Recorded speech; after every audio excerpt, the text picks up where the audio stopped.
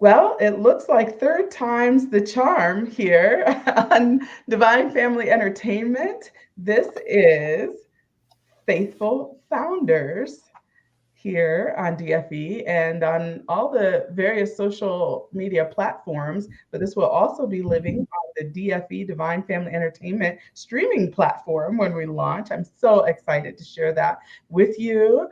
Um, we have a great guest today. We had our first episode very recently, last week, and it was with Calvin Evans of Exodus Adventure. So I want you to go check that out on the other social media platforms for Tammy Divine and Divine Family Entertainment. Today, we are here with a very, very accomplished person. And this is Jane Northrup Glenn. Jane has become a very dear friend in a short amount of time. And I'm excited to call her a friend and sister in Christ. She's done a lot, and I'm going to let her just start with an overview of the things you've done, Jane. Thank you, Tammy. Mhm. Um, well, let's see. I'm an entrepreneur, so I like to, um, and I'm not a fan of the government. So everything I do is trying to figure out how can the marketplace do something better than the government and offer a non-government solution to problems that we're seeing in society. So my latest startup is has not launched yet, but it's called American Christian Marketplace Authority, and you can go to American Christian Marketplace Authority.com to see what it's about. And this really is kind of authority staffing take two. So I'm going to talk to you about authority staffing, which was my staffing agency prior to this that serves as the foundation for this larger organization and concept. So I guess that's a little bit confusing, but I am somebody who I am madly in love with Jesus Christ. I've always been a Christian. Although there were times in my life, a long period of time in my life where I was a Christian church going woman, but lived a sinful lifestyle, and that was not acceptable to the Lord. So, I'm going to share some stories with you about my businesses, but please understand in the background, in my personal life, it was, submitting to Jesus and, knocking out all the sin, the willful sin in my life so that I could get to a point where I could be a conduit for his work. And so, on maybe a different show, I'll share that personal testimony, which is pretty cool. But this one's about the business aspect. Yeah, this Um, is about the business, Jane. But I mean, I think we can take a few minutes, and maybe you don't have to give us the long version, but maybe you can give us an abridged version of some of that. Because honestly, I really care about the spiritual life of people. It's like ultimately our job here as Christians is to make disciples. And if someone can come to Christ from your story as well as regarding the business, I would love for that to happen as well. all right, so I'll give you the cliff notes of the personal testimony. Um, Grew up in a church going family. My parents are still married. I have a great family, very supportive. Everybody loves each other. Everybody's accomplished and good people. Love the Lord. So everything was great. But as a child, I can remember going to church, and we went to the Episcopal Church. I don't know if people are familiar with the Episcopal Church, but it's very legalistic, very structured. And you had to go through confirmation before you could take communion and yada, yada, yada. Very similar to Catholic, I guess, traditions, a little bit, I mean, different in beliefs somewhat, but traditions wise, very similar. And I remember as a young child thinking, there's got to be more to you than this God. Going to church, stand up, kneel down, sit, communion, all this kind of stuff. So that was just kind of in my spirit from the very beginning. And then fast forward, had some issues in life, moving in high school, being bullied, all that kind of stuff.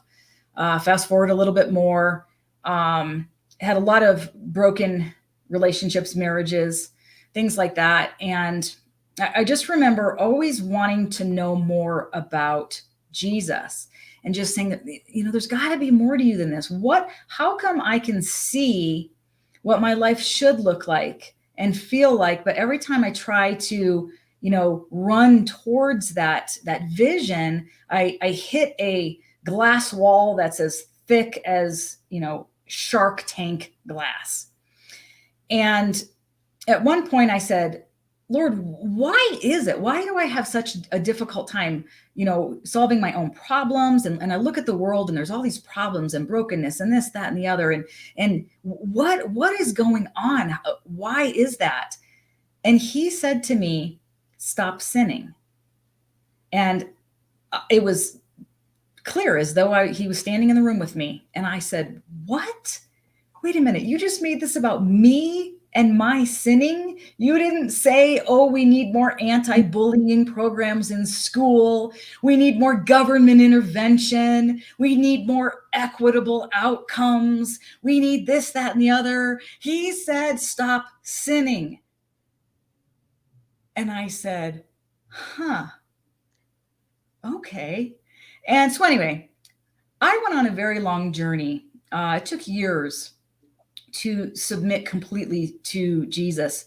But over the course of that time, he was testing my faithfulness. He was giving me marching orders, personal marching orders. At one point he said, stop drinking.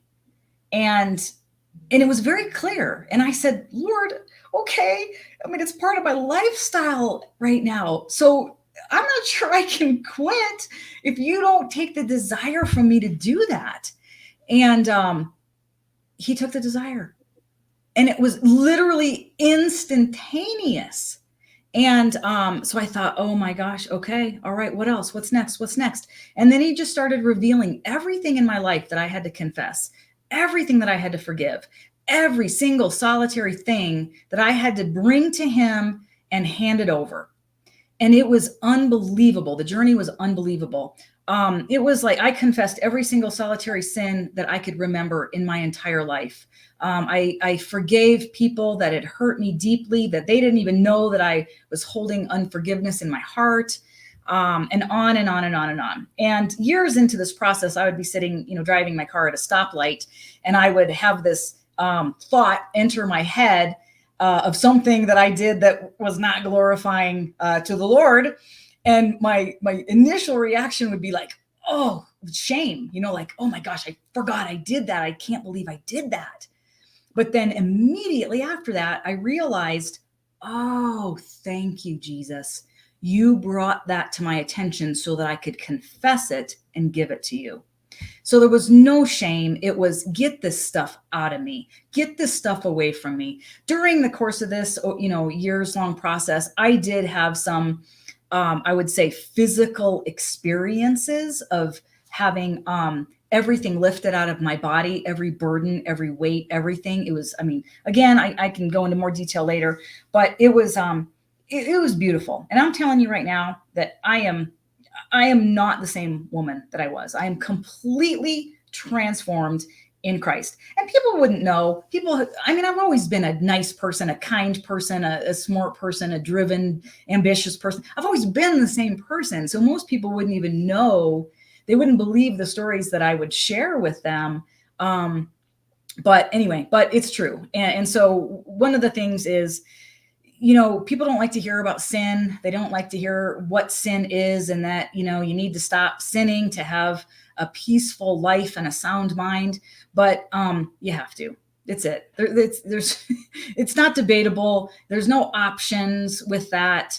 If you want to submit to the Lord, if you want to fulfill his will for you, for him, if you want to fulfill his will for you in your life, you have to stop sinning and you have to stop making excuses. So yeah, because those two things, holiness and sin, like they can't coexist. They cannot live in the same space. And thankfully we have Jesus Christ, because we are sinful and we continue to be sinful even after we're saved. But thankfully he bridges that gap for us so that we can be seen as righteous before our Heavenly Father, when we do sin. So Right. uh, Well, what and Tammy, let me also point this out too, because a lot of people talk about salvation, and you have to step back. Christians have to step back and say, is this a salvation issue, or is this, not a salvation issue? Because there is a difference between salvation issues and non-salvation issues. I believed that I had received salvation throughout that whole time, but when you live a sinful lifestyle, although you may be saved eternally, your life on earth is different because you open yourself up to allowing Satan and demons to enter into certain areas of your life and start taking root. And then when that happens, you suffer, consequences with that in life, in the physical realm, right? And that's fine. Maybe you're still saved through all that, but your life on earth is miserable, and you're constantly, you're in bondage to emotions and this, that, and the other. So there is a distinction between, salvation issues and non-salvation issues. But look, if you want to live a life with a sound mind and with peace, and hope in everything that you do, even in the trials, you have to give up sin in your life. Yeah, And and yeah, it's worthwhile to give yeah, up that sin, because that's the thing. It's like we hold on to this stuff because it's familiar, it's comfortable, and even relationships, we hold on to them because this is what we know. yeah. But sometimes we gotta let those go. Let me say one more thing, because I literally, I love this topic so much, and then we can move on. But the other important thing is, and in God's word in the Bible, um, he says, look, the righteous person's prayers are powerful and effective. And so I found that to be personally true, that I've always prayed for others, including and especially for my boys. But when I gave up my sinful lifestyle and I truly, genuinely strived to be a holy woman, and I continued to pray for my boys, it was only then that I saw true, actual miracles take place in my boys' lives because I was praying for them. And I absolutely 100% believe that because I was a clean conduit to allow God's prayer to work through me in the lives of my children, I believe that was because I gave up my sinful lifestyle. 100%. Nobody will be able to convince me otherwise. Yeah, that makes a lot of sense. We just have to, because how can the new come in? How can we be transformed by the renewing of our mind, as the Bible says, right? When we're holding on to these things that are safe for us, even though they might not be really safe for us, like the drinking, and that's like excessive drinking, I think, to be fair, and things like that, pornography, all of those vices, um, uh, gossip, overworking, gluttony, all the seven deadly sins, right? And we all have those issues. And even we continue to have some of those issues. We continue to reach back sometimes, even when we're saved, And this is why a daily walk with Christ and the let's pray without ceasing comes in, right? Because then we're not focusing on those things, and we're able to let those things go when Christ is alive and working in us and through us. And so, man, I love your testimony. It's really inspiring, I think, for a lot of people, because we all have struggles, we all have issues that we're going through. But to hear very concrete ways that you were able to overcome, I think that will be helpful to a lot of people out there. All right, let's move on to the business, Jane.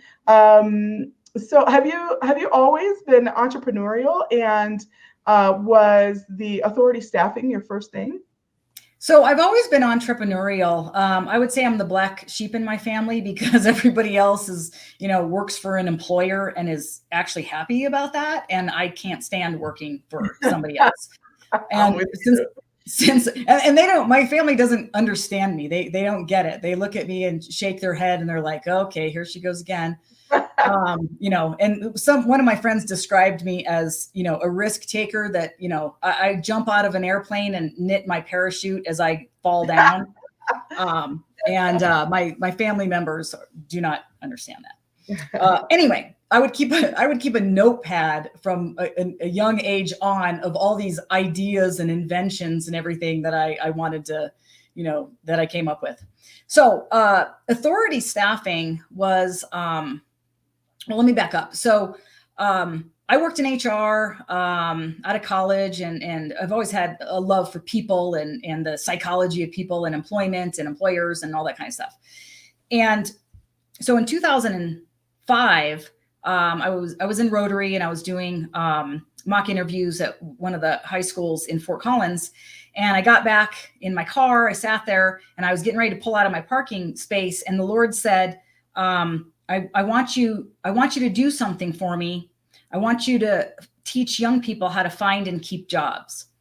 And I was like, what?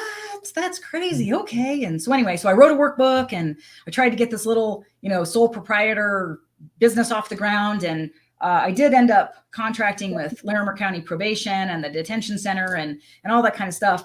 But so I started working with young people in high school, and I would teach workshops around town. Their parents would pay me to put this workshop on. And then at one point the Lord said, I want you to go to Nineveh. And I said, what the heck is Nineveh? Is that like bad people? You mean jail? I don't know about that stuff. And I said, okay, I'll do it, Lord. But you're going to have to open the door and then pick me up and kick me through it, because I'm not going to walk through that door, for crying out loud. That wasn't like any area that I was familiar with. Were you in the Did you understand about Jonah and Nineveh at the time? Yeah, oh yeah, I did. And that's why it was like, Nineveh, oh, those are really bad people, right? Jail. Okay, anyway. So I was writing Nineveh was people in jail. What's that? Your Nineveh was working with people in jail. In my mind, yeah. That's what I actually believed it to be. Okay. And that was my Nineveh. And so at the time I was selling ads for a newspaper, and I was writing a column, an employment column. And so I put out a column, and a mom calls me and she says, can you meet with my son? He's looking for a job. And I wasn't really soliciting anybody to call me. And so I said, okay, fine. So I go over to their house. I sit on the porch with this young man, and he looked a little mischievous. And so at one point I was like, I got to ask you this. I'm really sorry for asking you this, but do you have any like criminal mischief in your background? And he said, yeah, I'm on probation for aggravated burglary. And I said, what? What's aggravated burglary? I don't even know what that is. And so he told me, and I said, why would you do that? That's just stupid. And anyway, so whatever. Okay, I'm super connected in town. So what do you want to do? I want to work outside, work with my hands, blah, blah, blah. I end up finding this young man a job. Next thing I know, I'm getting a phone call from Larimer County Probation. I'm invited in to speak to the supervisor of probation and about 10 probation officers. They said, what do you do? How do you do it? And I said, what are you talking about? Well, you just found our most difficult juvenile a job. Nobody's been able to help this young man. Wow. And I was like, oh, that is funny. Because let me tell you, and in my mind, I'm like, okay, Lord, you just opened a door and shoved me through it. That's what you asked for. Right. I didn't even have to do anything except, go meet with this kid. And I just want to say real fast, like, you're just a straight talker, right? I mean, you told that kid, like, this was stupid. Like, why would you do that, right? And right. There are Christians out there that might clutch their pearls, like, oh my gosh, how dare you talk to the kids like that, But sometimes kids need some straight talk. So anyway, I said, well, I wrote this workbook. Look how cool it is, and I teach these workshops at nonprofits, and around town. And they said, well, we want a contract with you. And I said, okay, super. Here's how I work. One, I said, I can't have a conversation without talking about Jesus Christ in my life and in the lives of others. So if you guys have a problem with that, this relationship is not going to work, because I'm not going to not talk about the Lord. And the room goes silent. The room goes silent. And then I'm sorry, and I know I'm interrupting your story. Please forgive me, but I want to have a conversation here, but because it's big that you gave them your terms. You were going to work with them on your terms, and you were not going to deny Jesus Christ in the process. That's huge. Right. Yeah. And so anyway, the room goes silent. One of the probation officers pipes up and she says, well, a lot of us here are believers, and we're not going to say anything. We'll let the people know who sign up for your class that you're going to talk that way, but we're not really going to promote it that way. And I said, all right, that's fine. And I said, and the other thing is, I said, I know this entire county, this community up here from a business perspective, and I have a really good reputation. So I'm not going to recommend all of these kids, these juveniles, to businesses if they're going to make me look bad. I said, I'll make connections and make recommendations if they're going to make me look good, but I'm not going to ruin my reputation over this. I'll teach them the workshop. I'll teach them everything they need to know about finding and keeping a job, but I'm not attaching my reputation to some yahoos, right? And so they laughed and they're like, okay, that's fine. So anyway, so fast forward, I end up getting dialed into the Larimer County Detention Center. At that point, I would go into the jail, meet with some inmates that were getting ready to be released. When they got released, I had a resume for them. I had already set up some interviews for them and things like that, blah, blah, blah. Fast forward, somehow I end up becoming a part of a group that would go into the prisons, Sterling Prison in particular, called Warriors for Christ. And so then I would go out to Sterling with that group, and I really got to see what the prisons were like. In the background, the Lord is showing me all this stuff, and he's giving me his heart for people who had been incarcerated and were in prison. And so now I'm starting to see the big picture come together, that Jesus is passionately and madly in love with the people who have been caught up in the criminal justice system. And I believe, based on the things that the Lord showed me and spoke to me, that he is not pleased with the American justice system, and he has a plan to rectify it and redeem people through it, but that we have not done a good job in this country keeping people out of prison and putting a lot of people in prison that shouldn't have gone and shouldn't be there. Yeah, and I think you made a very, very big statement, and I don't want to fly by it. You said that Jesus is madly in love with people who are in jail and in prison and incarcerated, right? I forget exact wording. Yes. But man, that is a big point. And we need to remember that, I think, as Christians. That's huge. That's a thing that you said. And it was really interesting, because once I saw those people differently, the people who were, had in jail or had been in jail and things like that, it changed my perspective on everything. And I would meet with somebody then and have this genuine respect for somebody who had been caught up in the system. And fine, we can debate, oh, they made a bad decision. Well, of course they made a bad decision, right? But that doesn't, so what? So what? We all make bad decisions, and what the Lord is trying to do is say, hey, look, everybody needs to stop sinning. This goes back to that. Stop sinning. Stop sinning. Each and every one of you be concerned with yourselves, nobody else. If you stop sinning, you're going to be able to keep yourself out of prison easier than if you live a sinful lifestyle.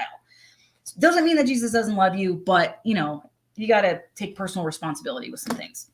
Absolutely. Anyway, so did that turn into authority staffing then? Yes. Okay. So fast forward 2011, I'm now working at, because I couldn't make a living doing that kind of stuff. And so anyway, fast forward to 2011, I'm working for a career college as a admissions representative. And I'm in my office one day, and at this time I was kind of mad at God, because I was like, you asked me to do all this stuff, and it didn't work out. I thought I was going to make a lot more money by now. And so I was kind of ignoring him and just doing my own thing. And so out of the blue, I'm at my desk one day and I get this vision. It's actually the first vision that I've ever gotten at this point. And it is a powerful vision, so powerful that I'm literally overtaken by it. And this makes me cry right now.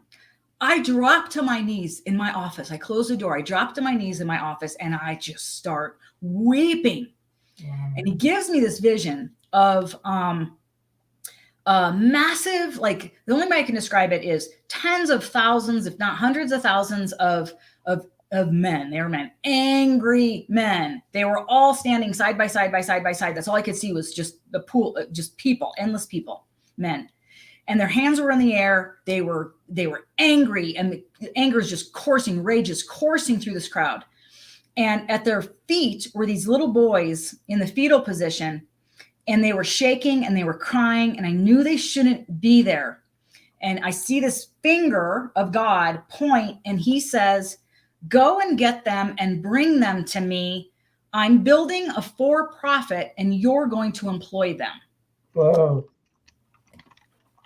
And so I jotted that down. That was 2011. So by 2014, he had downloaded the business plan. He had given me the name, authority, staffing. He told me exactly what he wanted me to do. I'm completely broke at this time. I'm a single mom. I have literally nothing. I don't own a house. I don't have any stocks, bonds, no savings. Literally, I have nothing.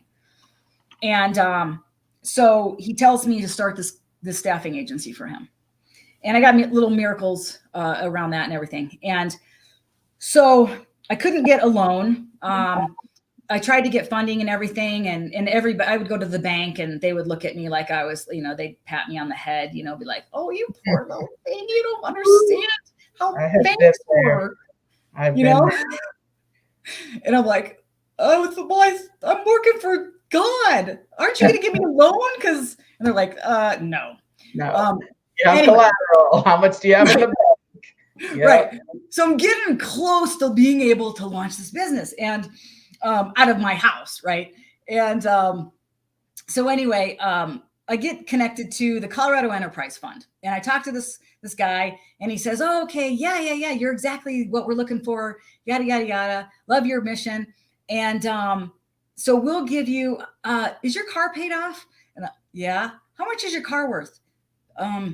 $7,000. "We'll give you $7,000 if you give us the title to your car." And I'm like, "What?" And so I'm like, "Okay." And so anyway, I have to get work. I have to get staffing liability insurance and everything, right? And I'm calculating in my head, okay, how do I do this? Okay, I can do this with no money. And okay. And so anyway, the day I'm supposed to go down to Denver and sign the documents for this, I get on my knees, and I'm like, "Lord, I love you. I've done everything you've asked me to do." I go, "But I'm about ready to get in my car and drive to Denver and hand over the title to the only thing that I own in my life to start a business to employ felons." Wow. That are coming out of prison. I go, do you want me to do this? Because if you do, I'll do it. But this is the stupidest thing that I could possibly do. And he says, "Yes." I said, "All right." So I drive down there. I sign the documents. And fast forward a little bit more. I'm sitting in my backyard, and I'm getting ready to launch. I'm getting my pipeline of employees, and I'm prospecting the businesses. I already have a great relationship with the business community up in Fort Collins, Larimer County.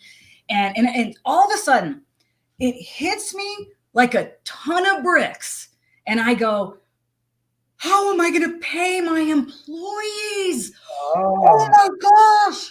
I'm uh-oh. like, I had the $7,000 allowed me to, put the deposit down for my staffing liability insurance, get my workers' comp going, all this kind of stuff that I needed to do.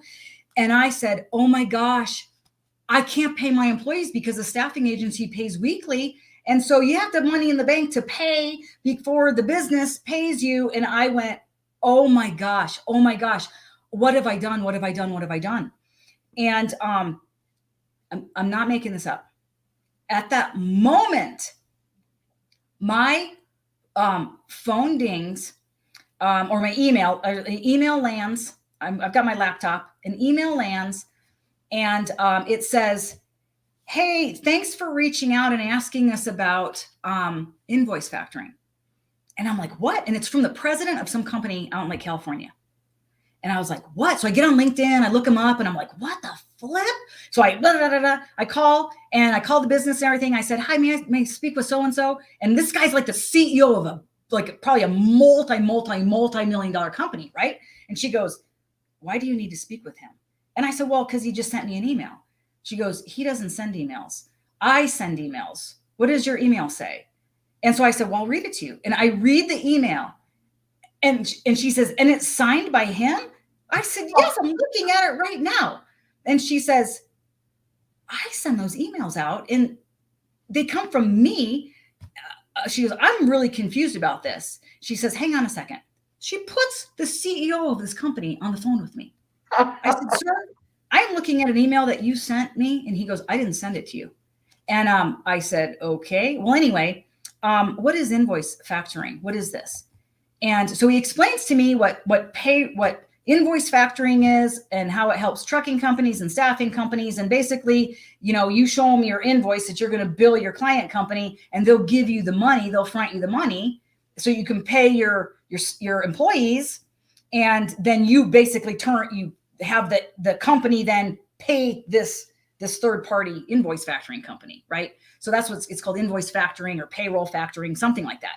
And I'm like, I've never even heard of that. That's amazing, but that's exactly what I need. And he says, well, we don't work with startups. He says, we only work with, you got to have at least $10 million, great credit, blah, blah, blah, blah, blah, blah. And I'm like, well, that ain't me.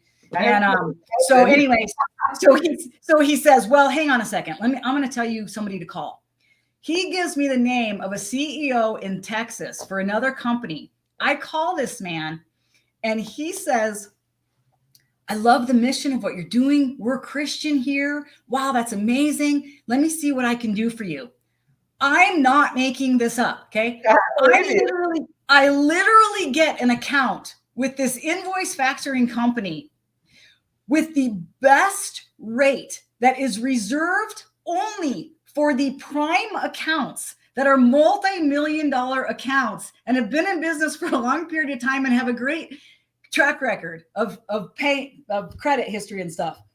And I was like, okay, well, guess what? This clearly is Jesus's company because he only has the best for what, he asks people to do. And I was like, okay, people are not going to believe this story. That's exactly how I got my invoice factoring account.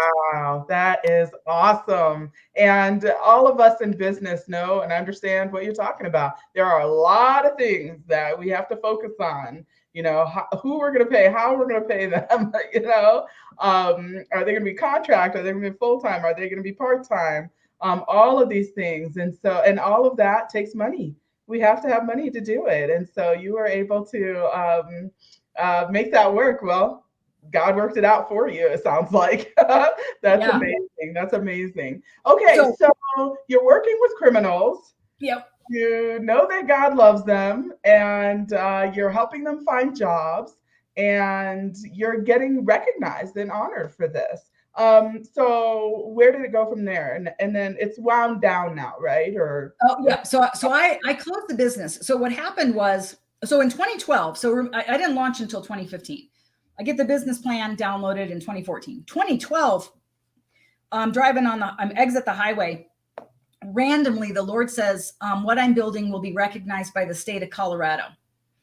And fast forward to 2016, I get in the mail, and again, there's a longer story behind everything, and I know we're short on time, but Anyway, so I get in the mail an official recognition from the state of Colorado Wow. for authority staffing. Not only that, they then get contacted by Ministry Today magazine, and they interview me and name my company one of 21 gospel-driven businesses by Ministry Today in 2016. And then that led to me being one of 4 professionals in the nation to talk on the topic of prayer with employees and the power of prayer with employees and things like that. That's like unheard of, because people don't like prayer and Jesus in the workplace. Oh, well, you know, it's funny. I just made this up, and it probably wasn't even legally binding, but I didn't care, right? So as part of my like hiring packet, I literally crafted a document that said, I understand that I am working for an organization that overtly speaks about Jesus Christ as Lord and Savior. I may not share that same belief, but I understand that this is going to take place at, you know, where I work. I'm like, nice. Whatever. It's not legally binding, I'm sure, but I didn't care because nothing was going to stop me from talking about Jesus. And everybody signed it. They were like, oh no, fine. Tell me more. That's awesome. So, at least you're straight up, you know, front. I mean, they couldn't say that you didn't tell them or warn them. That's for sure. Yeah. Okay. So fast forward, I ended up closing the business down because it was really teeny tiny and boutique. During the course of that, I had taken homeless people into my I was absolutely physically, mentally, emotionally drained and exhausted. And I was like, I don't know what you were trying to teach me, Lord, but I learned a whole lot of stuff here, but I can't keep this going. So I ended up shutting down the business. 2018, he says, write a book. I said, what do you want me to write about? Write what you know. So I just started writing. The Holy Spirit started inspiring me to write things. He was telling me about the government at that time. And so I'm journaling everything, jotting everything down. And so I end up writing, God punched back, and he starts showing me what he's going to establish in the near future. And I didn't know why or what he was doing. At the end of 2019, when COVID was just starting to be talked about to the masses, he says to me, pay attention to this virus. It's not like any other virus. It's apocalyptic. And so I started paying attention to it. And this was easy for me to pay attention to because ever since I was, a teenager, I was always paying attention to global events and Bilderberg stuff and just crazy science and technology things. So that was just already part of my wiring. So I started paying attention to it. Anyway, COVID hits. COVID literally shuts down the world, as everybody knows. It was we witnessed the greatest overreach of, government in the history of the earth. And the establishment of the one world government and all this kind of stuff. And so anyway, God shows me what he wants me to do. And basically, really authority staffing served as the foundation for this American Christian Marketplace Authority, which is now the new prototype that I'm working on. Honestly, I can't launch it unless I have funders. So it's that simple. Okay, well, this is a good segue. I love to have a segment on here on Faithful Founders about that elevator pitch, because Faithful Founders, I am making this so that, innovators, creatives in the Christian marketplace have a place to pitch their new startups and their businesses and talk about their businesses and being Christian in the workplace and all of that kind of thing, to funders. Because there is going to be a video podcast also called Faithful Funders. And these are Christian investors looking for Christian businesses to build up, to shore up, to invest in, and to help grow. And so, and then there'll also be faithful filmmakers as well, where people who are making great Christian content and family-friendly content will be able to, they'll be able to showcase and promote what's upcoming with their content. So I'm so excited about all three of these video podcasts that we're doing for Divine Family Entertainment. And so with that, I would like for you, Jane, to let me bring up the graphic here. Give us your elevator pitch. Give us a short pitch, like what you would say to an investor if you're stuck in a long elevator ride with them. Maybe not floors, maybe like a skyscraper Right, right, right, to the top right. floor. What's your elevator pitch about the American Christian Marketplace Authority? Well, my value proposition is this: we have entered an era in America where we are so divided right now that there is zero hope that we're going to bridge this divide. So there's two camps moving forward. Everything's going to be binary moving forward. And it's those who want government to be the shot caller in their life and the lives of their families, or those who want to trust God to be the sovereign shot caller. And so what I mean by that is, and then, okay, so let me use a term that people are familiar with, woke versus non-woke. Those aren't my terms, but whether you're woke or non-woke, you do know what those terms mean. And the sides, the people that are on either side of that. And so there are small businesses and employees, landlords, that are crying out for a solution, or that they don't have to accommodate the government or take government subsidy and then be told what they need to do because they've taken government funding for something. There are businesses that don't want to be told that they have to, hire certain kinds of people, and then all of a sudden they can't, live out their faith at work and all this kind of stuff.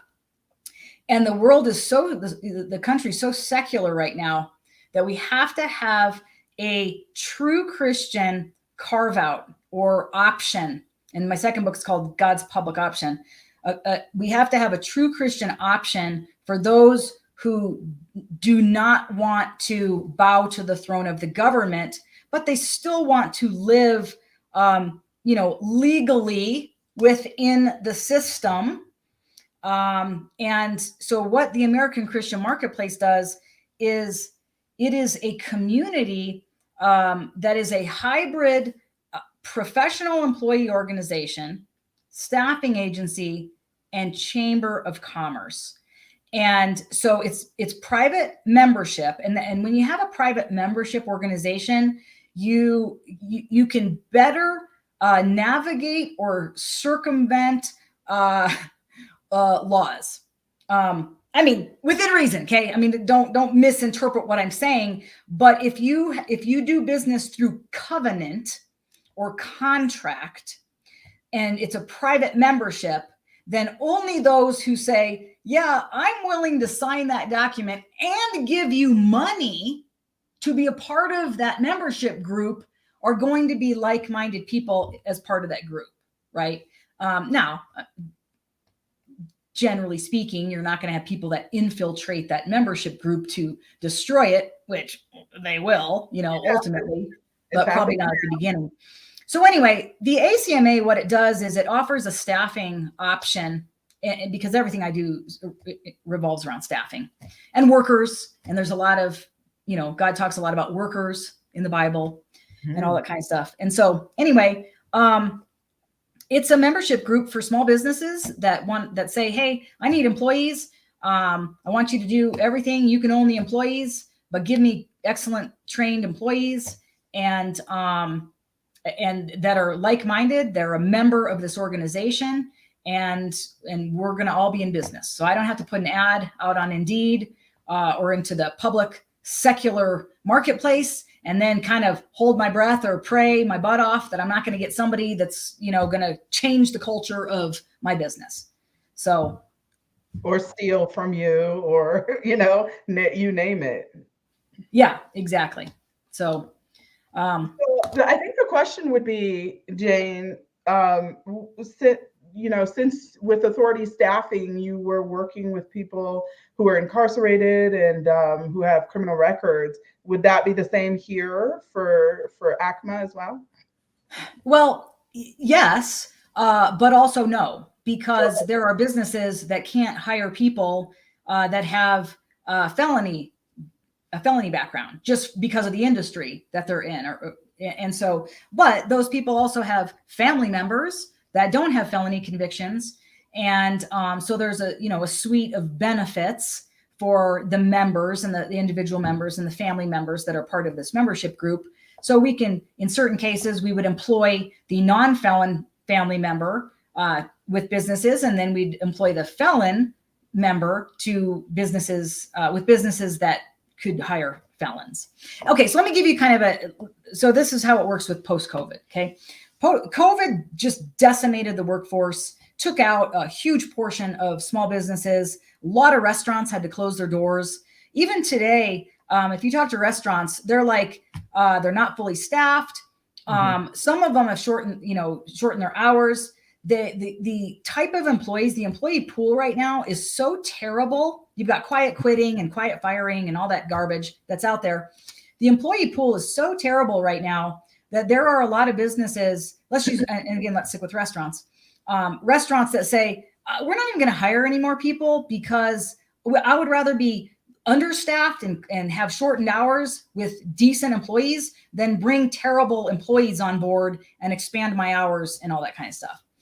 And so when you think about a staffing agency, temporary staffing agency, where we would deploy, so let's say we have an employee, an individual worker member, and this person, we'll call him he, this person, he is in the service sector, the food service sector. And so we may send him to restaurant A, who's a member of the organization. This is how the kind of chamber hybrid comes in.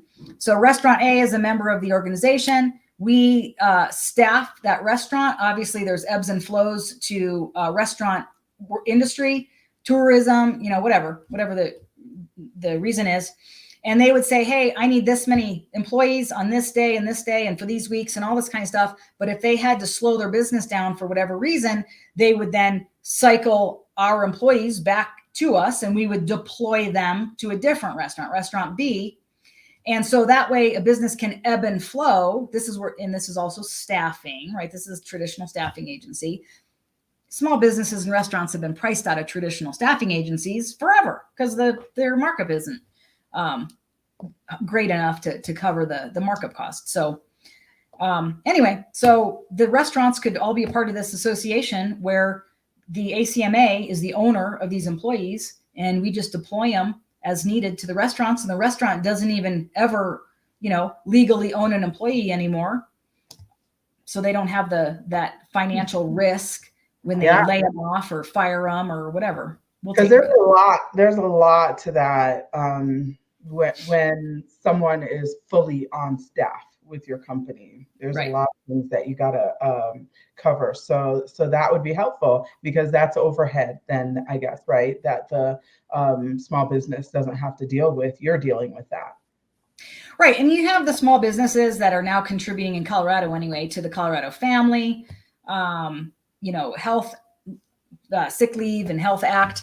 And they could then cut that out because they would be our employees and we would have them on a group plan for health insurance and things like that. And so the business member of the ACMA, they don't have the stress of feeling like they need to take care of their employees because we're taking care of the employees. We're just sending them an excellent trained worker so that they can focus on their business. Nice. So a couple more things and then we'll wrap up. I want to talk a little bit about you and politics. You and your husband, Darryl Glenn, are quite the power couple here in Colorado. And you guys have each launched your own political careers, basically. You had gone for city council. He was what was he, the Republican nominee for Senate, I think, right? Yeah. In Colorado? Yeah, he was the 20. Work together and make all that work. So Darryl was the 2016 Colorado Republican nominee for U.S. Senate. So he won the Colorado primary, and then he ran against Michael Bennet in the general campaign. It was a nationally watched campaign because at the time, Colorado was a battleground state. I don't think we can make that argument anymore. And he was on Fox News, and he had a primetime speaking slot at the Republican National Convention in Cleveland that year, which also brought him a lot of national attention. We actually met and married while he was running for Senate. That's a whole different story behind that. Anyway, and so he lost. And we were both a little bit shocked because we thought that the Lord was calling him to run to win, but that's not always the case. And maybe he took some missteps along the way. We don't know why it ended up the way that it did. But anyway, fast forward. Right? Pardon me?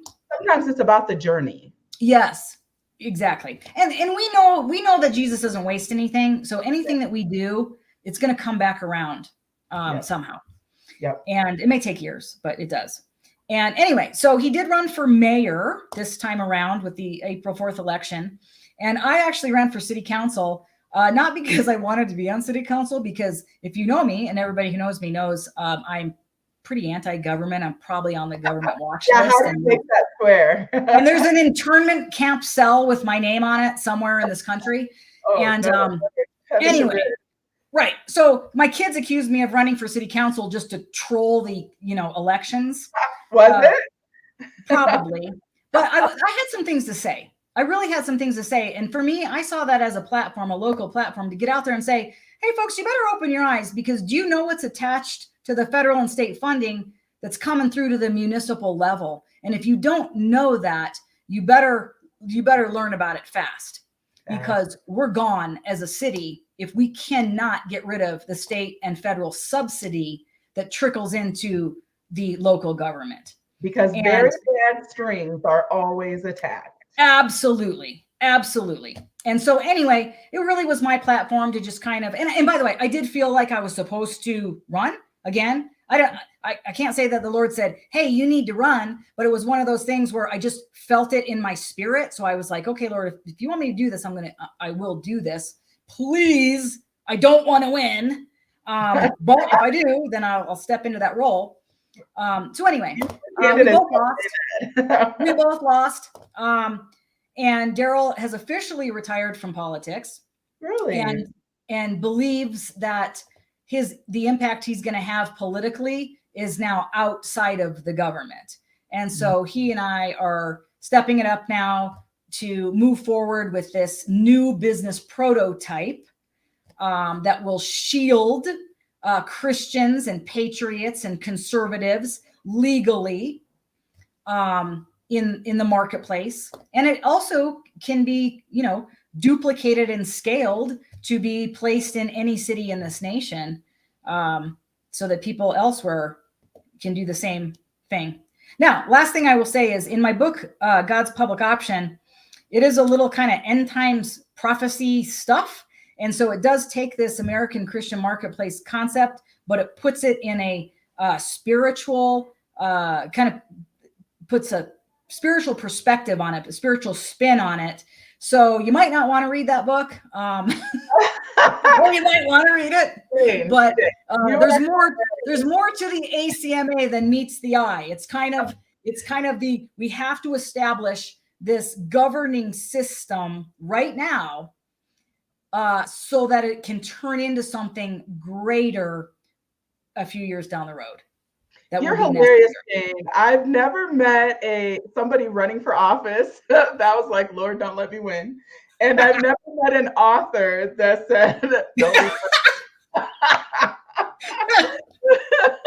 So, but honestly though, I feel like, maybe some baby Christians, maybe people who are not Christians might be a little scared. It might be a little off-putting, to be talking about some of these end times prophecies and prophecy and what is all this stuff, So like, what would you say to those newer believers or non-believers about why it's important that we start focusing on these things? Well, I would say that because this is not the world that we're meant to stay in. And we are already told things are going to get really, really, really, really, really terrible. And so if we know that ahead of time, and we know that the Lord will give us a covering moving through what we're going to head into, then we can stay hopeful. Because I always say, look, the next stop that this freedom train is going to take us to is the millennial reign. And a lot of people don't talk about that. It's not eternity. Eternity is not next. You know, the millennial kingdom, the millennial reign is next. And we got to make it from here to there. And so now's the time to step into our purpose, to get as many people there as possible. A lot of people out there are going to be like, what's she talking about? The millennial falcon? Like, that's what they know about. What's millennial reign? Like, just in a nutshell. The millennial reign is the 1,000 years on planet Earth that Jesus comes down and reigns as king. Satan is restrained during that time. So we actually get 1,000 years to live where we go, oh, this is how it was supposed to be without Satan and sin. Garden of Eden. Where it's, you know, we still have free will to make decisions, but there's not that demonic evil that has infiltrated the world. And anyway, so then we get 1,000 years to live there, and then, you know, then Satan's released, and then more stuff happens, and then it's eternity after that. So, but anyway, I think it's exciting. And people are crying out right now. They're hanging on by a thread. They're crying out for the Lord. They say, Lord, you know, if you're there and you hear me, you got to send me a life vest. And I'm telling you, he's about to send a life vest. So do not lose hope. Do not lose hope, because he hears your crying and he's coming. Yeah. And keep your eyes open for those signs, right? For those people who are calling and crying out. But I believe that you're so right that we're getting to that point in time that Christians do need shielding. Persecution is happening right and left. We have not only a lawless presidency and legislature, but also the judicial system. You know, there's really not any place of integrity out in our society that we can be like, okay, we can trust these people. We're going to go to them, and justice will be served, right? We're seeing a double-tiered justice system. We're seeing elections just, you know, people doing willy-nilly whatever they want, bringing in ballots at 2 a.m, and, you know, and it's blatant in your face. Like that. So there's no place really that Christians, conservatives can get real justice and recourse. And very soon it's going to be attacks, and some of that's actually already happening. So we need to be able to have our own. I firmly believe that, our own everything, because, you know, we're seeing that what the Bible says about being true. And here's the thing with felons. And look, felons, they don't like the government. So if you want to look for unity between criminals, felons, people who have been in prison, and some Republicans and some Christians and all that, it's the fact that they don't trust the government, and they don't like the government, and they don't want the government in their lives. So we should be embracing people who actually feel that way. And not only that, Jane, they're going to be making Republicans and Christians and Constitution lovers felons pretty soon. They already are. Exactly.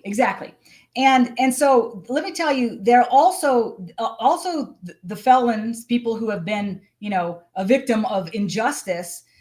They're fighters. And they will fight for freedom. They will fight for what they believe in. Where you have and you have these, you know, white evangelical Christians who are probably very wonderful people, and there's a lot of wonderful, beautiful people who believe in God and they're saved and they have all this kind of stuff. But they're not going to fight for you. They're not going to fight.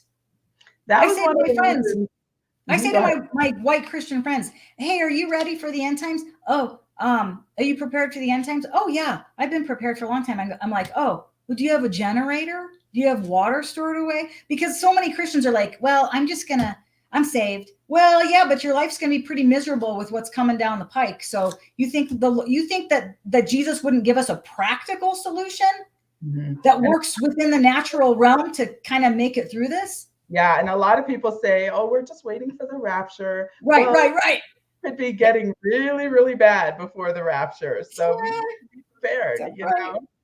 Yeah, we have Your to head get. might be chopped off before the rapture comes. So how about that?